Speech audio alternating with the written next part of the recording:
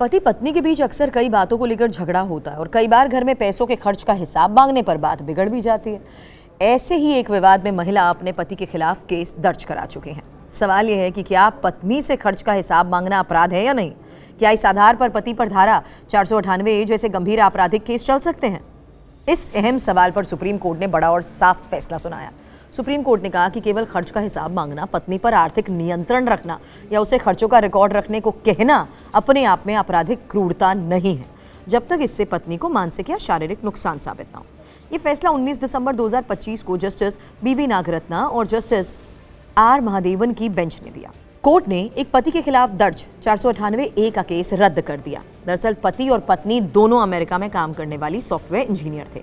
शादी 2016 में हुई, 2019 में बेटे का जन्म हुआ और आपसी विवाद के बाद पत्नी बच्चे को लेकर भारत आ गई। पति के साथ फिर नहीं रही। जनवरी 2022 में पति ने पत्नी को साथ रहने के लिए कानूनी नोटिस भेजा।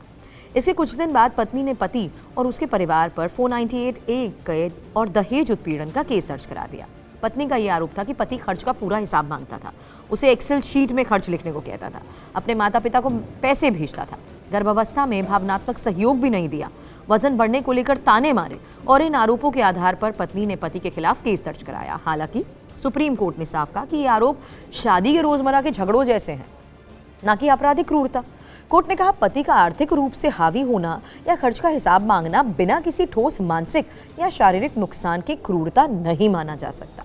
कोर्ट ने यह भी कहा कि भारत में अक्सर पुरुष घर के पैसों पर नियंत्रण रखते हैं, लेकिन इस आधार पर आपराधिक मुकदमा नहीं चलाया जा सकता। सुप्रीम कोर्ट ने पाया कि पत्नी के आरोप बहुत सामान्य और बिना किसी ठोस घटना या सबूत के थे। दावा किया गया, लेकिन ना कोई तारीख, ना घटना, ना कोई सबूत दिया गया। कोर्ट ने कहा कि 498A जैसे कानून का इस्तेमाल बदला लेने या निजी रंजिश निकालने के लिए नहीं किया जा सकता। पति का व्यवहार गलत हो सकता है, लेकिन अपराध नहीं। कोर्ट ने माना कि पति का व्यवहार असंवेदनशील या गलत हो सकता है, लेकिन हर गलत व्यवहार आपराधिक क्रूरता नहीं बन जाता।